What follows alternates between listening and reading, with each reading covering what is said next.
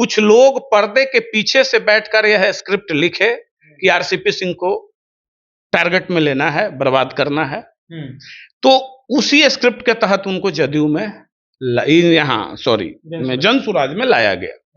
PC जब पहले दिन हो रहा था, एक एक बात पे गौर कीजिए। आज तक प्रशांत किशोर जी कभी अपने नेताओं को माइक नहीं देते थे, अपने ही माइक पकड़ते थे हाथ से ले लेके। लेकिन इस बार देखे कि एकदम मौन धारण किए हुए थे और कुछ बोले, उसके बाद कहा जो सवाल होगा आरसीपी सिंह जी बताएंगे। उनका टारगेट ही था कि इतना इनसे नीतीश कुमार के खिलाफ बुलवा दें कि ये स्वतः निपट जाए, समाज के भी नजर से चले जाएंगे और जदयू छोड़ेगी नहीं। कोई समाज, बिहार में कोई समाज जो स्थापित समाज है, जिसके नेता स्थापित हैं, वो नए पे विचार कभी करेगा? भले वो कितने बूढ़े हो जाएं, किसी तरीके स्थापित है ना। आप जो स्थापित है उस पेड़ को उखाड़ के नया पौधा लगाने जाइएगा, वो पौधा बढ़ेगा कि नहीं बढ़ेगा कि क्या होगा? क्योंकि बयानबाजी के चक्कर में आरसीपी सिंह भी टारगेट हो रहे हैं, आरसीपी सिंह के पुत्रियां भी टारगेट हो रही हैं, सब लोग। ये उचित लग नहीं रहा है। अब तो भाई एक तरह से यह भी कहा गया कि कार्रवाई होगी, तो हम कल सुन रहे थे इंटरव्यू में, तो कहा गया कि हाँ भाई ललन सिंह जी पर बोले हैं ना। अब बताइए, नीतीश कुमार जी पर भी बोलवा दिया, ललन सिंह जी पर भी बोलवा दिया, माने जितने लोगों से मधुर संबंध से सब समाप्त करवाया जा रहा है। कि अगर फ्यूचर में आरसीपी सिंह जी कभी नीतीश जी के साथ न चले जाएं, फिर से नीतीश जी को मजबूत करने के लिए न मिल जाएं, इसलिए इनको घेर के जनसुराज में लाके बिठा दिया गया। और जबकि रामचंद्र बाबू बच रहे हैं बहुत हद तक बोलने से, उनके बयानों में देखिएगा कि बच रहा। जब वो बचकर बयान दे रहे हैं तो आप फेस एक्सप्रेशन देखिएगा प्रशांत किशोर जी का, उनका फेस एक्सप्रेशन अजीब हो जाता है। जो भविष्य का एक ऑप्शन था कि जब निशांत अगर आते तो हो सके उस समय कुछ ऐसी स्थिति बनती जिस वक्त इनको उनके मदद के लिए सपोर्ट में पुनः घर वापसी कराई जा सकती थी। लेकिन उससे पहले ये स्क्रिप्ट में फंस गए और फंस के अब तो फंस ही चुके हैं। अब वो निकलते कैसे हैं भाई, अब तो रामचंद्र बाबू जाने अब वो कितना है। लेकिन हमारी यही सलाह है, हम भी उनके साथ काम किए हैं, तो एक कार्यकर्ता के हैसियत से और एक साथी के हैसियत से, कि चाहे आप राजनीति कीजिए, को कितना भी जनसुराज कहे, स्ट्रेटेजी पे बोलिए, तर्क पे बोलिए। जदयू के पूर्व राष्ट्रीय अध्यक्ष आरसीपी सिंह पे आज बात करेंगे। आरसीपी सिंह पहले जदयू से इस्तीफा देते हैं, बीजेपी में जाते हैं, उसके बाद अपनी पार्टी बनाते हैं, उसके बाद पार्टी का विलय जो है जनसुराज में, और जनसुराजी बन जाते हैं। उसके बाद देखिए, जब से जनसुराजी बने हैं तब से जदयू की ओर से लगातार हमला हो रही है, लगातार कई प्रूफे दिखाए जा रहे हैं जमीन को लेकर के। हमारे साथ बातचीत करने के लिए अमित सिंह है। आखिरकार जनसुराज में ही गए तो क्यों इतना हमला है जदयू भाई? जदयू वाले से पूछिए पहले कि वो जनसुराज में ही गए तो क्यों हमला किए भाई? पार्टी बनाए तब नहीं किए, बीजेपी में गए तब नहीं किए, क्यों नहीं किए? क्यों नहीं किए पूछिए। देखिए, महत्वपूर्ण क्या है, जितना हमको समझ है, अब रामचंद्र बाबू बड़े लीडर हैं, लेकिन प्रशांत किशोर जी ने जो स्क्रिप्ट लिखा और पर्दे के पीछे से कुछ लोग बैठ के, ये मैं पक्के तौर पे आपको बता रहा हूं, मैं नाम नहीं बताऊंगा, कुछ लोग पर्दे के पीछे से बैठकर यह स्क्रिप्ट लिखे कि आरसीपी सिंह को टारगेट में लेना है, बर्बाद करना है। तो उसी स्क्रिप्ट के तहत उनको जदयू में जनसुराज में लाया गया। खैर वो कहे, हम उनसे बात किए, क्या किए, अब क्या सच्चाई है राम। आप अक्सर देखते होंगे, मैं क्यों ये बातें कह रहा हूं, कि पीसी जब पहले दिन हो रहा था, एक एक बात पे गौर कीजिए। आज तक प्रशांत किशोर जी कभी अपने नेताओं को माइक नहीं देते थे, अपने ही माइक पकड़ते थे हाथ से ले लेके। लेकिन इस बार देखे कि एकदम मौन धारण किए हुए थे और कुछ बोले, उसके बाद कहा जो सवाल होगा आरसीपी सिंह जी बताएंगे, यही बोले।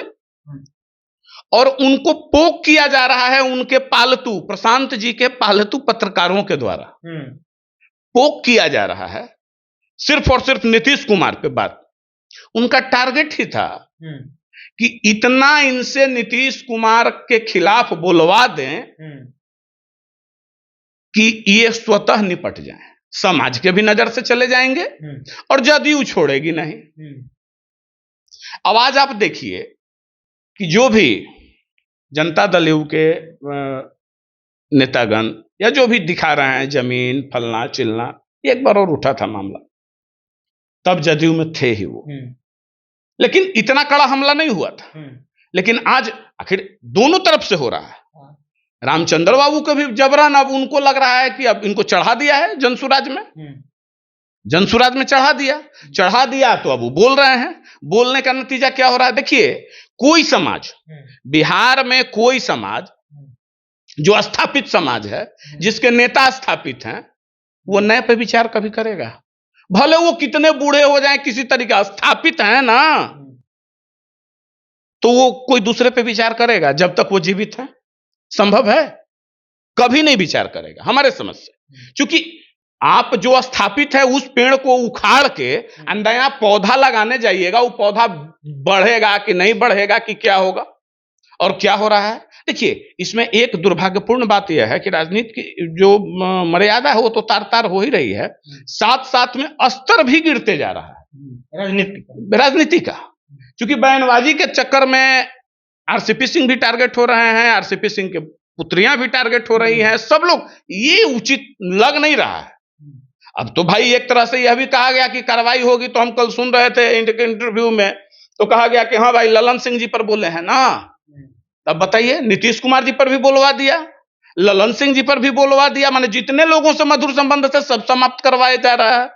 ये जनसुराज, हाँ जनसुराज करवा रही है, उनको इसीलिए लेकर ही गई है भाई कि अगर फ्यूचर में आरसीपी सिंह जी कभी नीतीश जी के साथ न चले जाएं, फिर से नीतीश जी को मजबूत करने के लिए न मिल जाएं, इसलिए इनको घेर के जनसुराज में लाके बिठा दिया गया। और जबकि रामचंद्र बाबू बच रहे हैं बहुत हद तक बोलने से, उनके बयानों में देखिएगा कि बच रहा, जब वो बचकर बयान दे रहे हैं तो आप फेस एक्सप्रेशन देखिएगा प्रशांत किशोर जी का, उनका फेस एक्सप्रेशन अजीब हो जाता है, वो एकदम बदल जाएगा। और जब वो कुछ बोलते हैं नीतीश कुमार जी के खिलाफ या सत्ता के खिलाफ, तो खुश हो जाते हैं, क्योंकि उनका तो मकसद था ना। हम लोग जदयू में रहे हैं तो देखे हैं, प्रशांत जी का मकसद था आरसीपी सिंह जी को बर्बाद करना, प्रशांत किशोर, बिल्कुल बिल्कुल यही मकसद था, और यह मकसद पूरा होते दिख रहा है।